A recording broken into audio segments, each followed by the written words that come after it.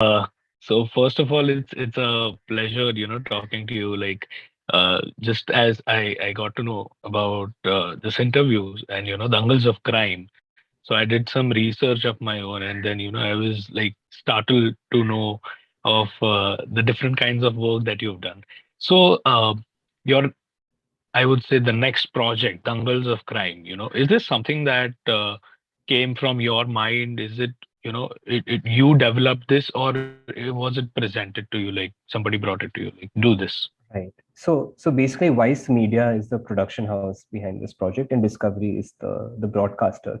And so Vice and Discovery had discussions about this topic, about making a documentary on this topic. And so they then reached out to me to see if I would be interested as a director to come on board. And so that was my entry point into the project. And I was immediately, interested and curious to know more about this topic. So that's how I came on board. Yeah. So, like, looking at your past work, you haven't done like something that we could call monotonous. You've always done different kind of projects. And how was this experience with Dangles of Crime? Because now, if you're making a docu series, there's a lot that goes into it. So, Hmm. Right. I mean, it was a very interesting, fascinating experience for me. Like you said, I try to do different kinds of topics and projects. And so this was along those lines for me. I mean, of course, I had known about Indian wrestling like a layperson, but I didn't know the nitty-gritties of the world. I didn't know the passion that exists for the sport in Delhi NCR, in Haryana, the dreams and aspirations of so many young children to become top yeah. level athletes. So as an experience, it was incredible for me to get to spend that time in Haryana and Delhi to visit so many different akhadas, see how kids train, to look at how they live, how they train, the blood, sweat, tears, all of that. So it was quite a fascinating experience for me as a filmmaker to get to see all of that, because without this project, I don't think I would have had that opportunity. Yeah, yeah, exactly. And the culture in India, like the wrestling culture in India, I definitely feel that it it's going to highlight, it's going to show what a real face, because I had the chance to see a like little bit of it, and it was very gripping to say the least. So speaking of you going to Haryana and actually, spending time there, how long did it take for you to make this make this docu series a reality? So I came on board to this project in July last year. And we shot the documentary in September. So basically, July to September, we used to do our research and understand the story that we wanted to tell. And then we shot in September, and then took the rest of the year to put it together in post production. So that was roughly the timeline for the show. Yeah. So, there's a lot of research that you have put into it.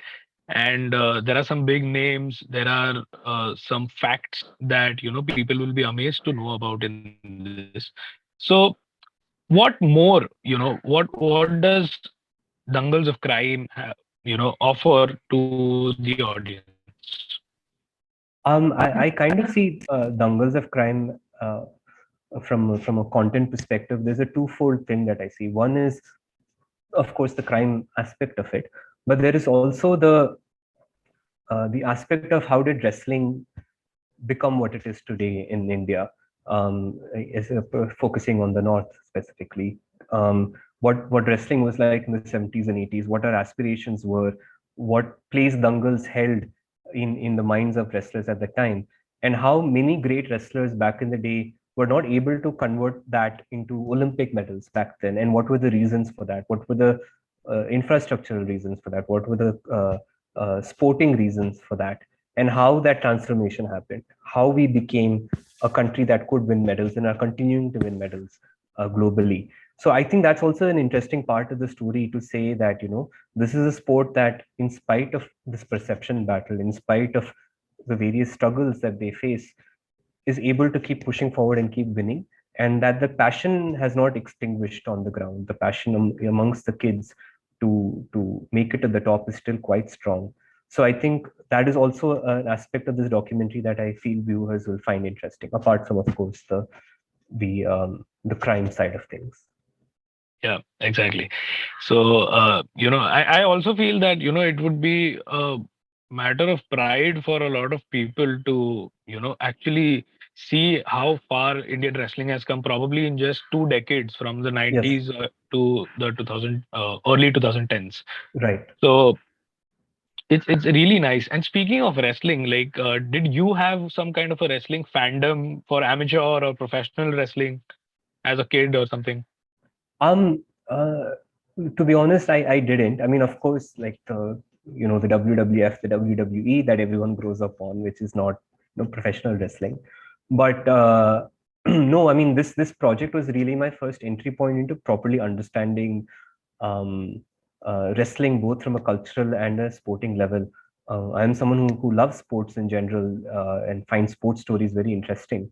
So that's why I jumped at the opportunity to work on this project, because again, I had seen wrestling from a distance. I had not really gone deep into the sport, and so this project offered me the chance for the first time in my life to really go deep in and understand what it takes to be a champion wrestler, all the hard work and support that is needed to make it to the top, and the whole kind of ecosystem that exists to make a great wrestler.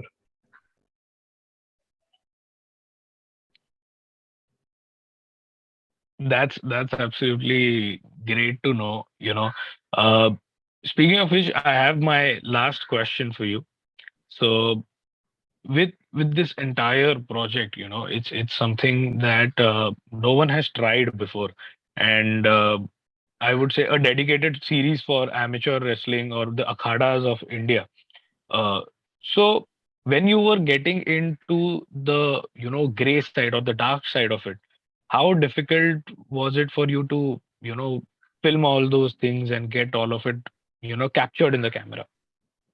Um, I mean, the way we approached it was we took a very step-by-step approach, where we first went as a team of two, three people and met the different people and to understand the ground reality. And so we took that period to build trust with people before we even brought cameras or crews there.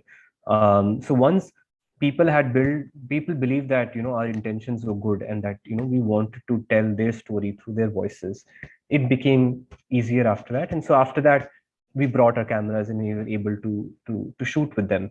And so the intention was always it should feel like a two-way street, that we are telling their story, and so they need to feel empowered and in control. And so once that trust was built, then it became easier to bring the camera and actually start filming. Awesome. Thank you so much for telling me all these things and all the fun that you guys had. My pleasure. So it's going to be really fun and exciting to watch the entire series when it comes out.